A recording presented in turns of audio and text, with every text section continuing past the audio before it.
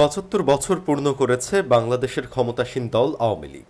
১৯৪৯ সালের ২৩ জুন পুরান ঢাকার ঐতিহ্যবাহী রোজ গার্ডেনে আওয়ামী মুসলিম লীগ নামে এই দলের আত্মপ্রকাশ ঘটে। তবে প্রায় ১০ বছর পর দলের নাম থেকে মুসলিম শব্দটি বাদ দিয়ে দলকে কথিত অসাম্প্রদায়িক করা হয়।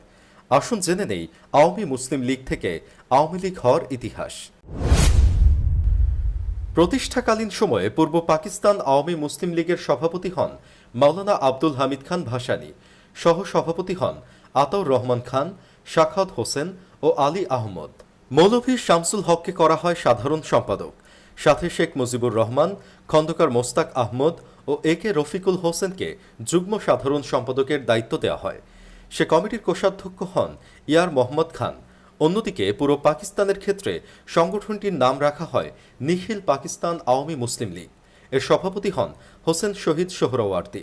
সেক্রেটারি জেনারেল হন মাহমুদুল হক ওসমানী। নওয়াবজাদা নাসরুল্লাহ খান হন পশ্চিম পাকিস্তান আওয়ামী মুসলিম লীগের সভাপতি। প্রতিষ্ঠার পর ১৯৪৯ থেকে ১৯৫৭ সাল পর্যন্ত ৪টি কাউন্সিলে সভাপতি নির্বাচিত হন মাওলানা আব্দুল হামিদ খান ভাসানী। আর দ্বিতীয় কাউন্সিল থেকে ১৯৬৬ সাল পর্যন্ত দলের সাধারণ সম্পাদক হিসেবে দায়িত্ব পালন করেন শেখ মুজিবুর রহমান।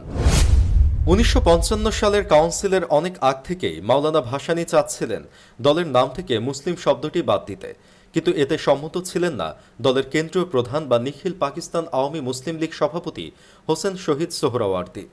এ বিষয়ে লেখক ও গবেষক মহিউদ্দিন আহমদ বিবিসিকে বলেন, মাওলানা ভাসানী দলকে অসাম্প্রদায়িক করতে মুসলিম শব্দটি বাদ দেওয়ার জন্য জোর দিচ্ছিলেন, কিন্তু হোসেন শহীদ সোহরাওয়ার্দী চেয়েছিলেন মুসলিম শব্দটি থাকুক, কারণ তার ভয় ছিল এটা বাদ হলে পশ্চিম পাকিস্তানের জনপ্রিয়তা কমে যাবে। অবশেষে ১৯৫৫ সালে আওয়ামী মুসলিম লীগের কাউন্সিলে দলের নাম থেকে মুসলিম শব্দটি বাদ দেওয়া হয়। আওয়ামী মুসলিম লীগ থেকে মুসলিম শব্দ বাদ দেওয়ার পর খুব বেশি দিন দলে থাকতে পারেননি মাওলানা ভাসানী।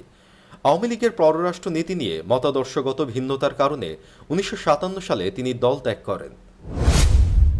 ১৯৫৬ সালে পাকিস্তানের প্রধানমন্ত্রী হিসেবে হোসেন শহীদ সোহরাওয়ার্দীকে নিয়োগ দেন প্রেসিডেন্ট ইস্কান্দার মির্জা। সে হিসেবে তখন আওয়ামী লীগ ছিল পাকিস্তান সরকারে। এ বিষয়ে লেখক মহিউদ্দিন আহমদ বিবিসিকে বলেন, তখন আওয়ামী লীগ পাকিস্তানের সরকারে। সে সময় আমেরিকার সঙ্গে পাকিস্তানের কয়েকটি সামরিক চুক্তি হয়। সিয়াটো এবং সেন্টো সামরিক জোটে পাকিস্তান সদস্য ছিল। মাওলানা ভাসানী এবং দলের মধ্যে থাকা বামপন্থীরা চাপ দিচ্ছিলেন যাতে আওয়ামী লীগ মার্কিন সামরিক জোট থেকে বেরিয়ে আসে।